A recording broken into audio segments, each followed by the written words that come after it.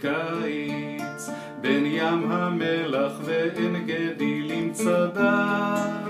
הגדוד קרס תחתיו מחום ופיק ברכיים, והיא רק היכיחה דומם וצעדה.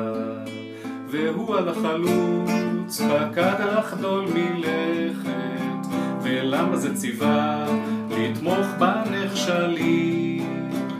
וכשראה אותה צועדת ומחייכת, ניבא לו לבבו היא עוד תהיה שלי. שניהם לקחו עמם שני תרמילים של גב, שתי מימיות ועוד אחת צבאית על גב. מפה אחת ל100,000 ישנה, ושני שקי שינה, ושני שקי שינה. עם אור הדמדומים טיפסו כולם בחבל, למרום פסגת ההר והיא חמקה פתאום. וכשהבחין בכך ראה אותה ניצבת בגובה המצוק אשר מעל התהום.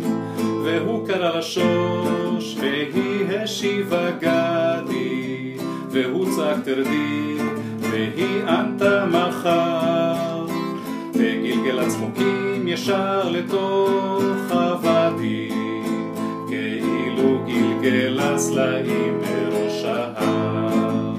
שניהם לקחו עמם שני תרמילים של גב, שתי מימיות ועוד אחת צבאית על גב. מפה אחת ל100,000 ישנה, ושני שקי שינה, ושני שקי שינה. בערב המדורה כיסתה אותם בפיח, וריח מלח אז הרקיע מן הים.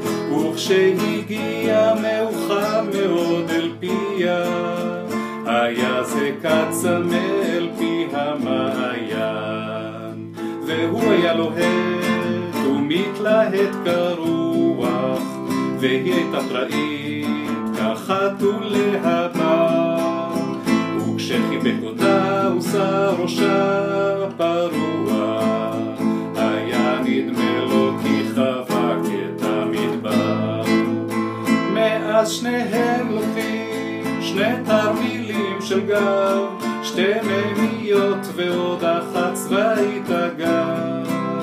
וכאילו בלי משים וכאילו מן הסתם, רק שק שינה אחד, רק שק שינה